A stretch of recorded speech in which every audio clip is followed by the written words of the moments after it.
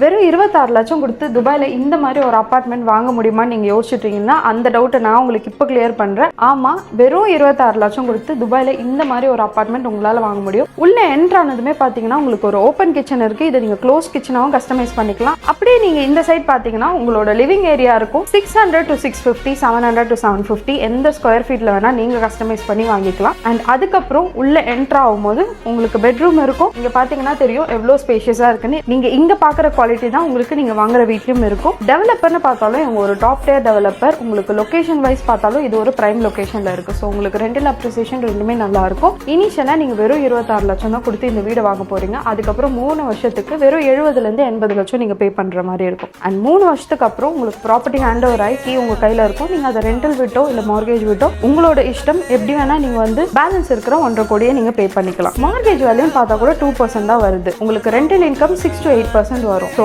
கணக்குப்படி பார்த்தா உங்களுக்கு 6% லாபம். இந்த மாதிரி ஒரு ப்ராப்பர்ட்டி உங்கள் ஃபேமிலிக்கோ இல்லை இன்வெஸ்ட்மெண்ட்காகவோ பார்த்துட்டு இருந்தீங்கன்னா ஸ்க்ரீனில் தர நம்பருக்கு கான்டாக்ட் பண்ணுங்கள். உங்கள் வீடை நான் வாங்கி தரேன்.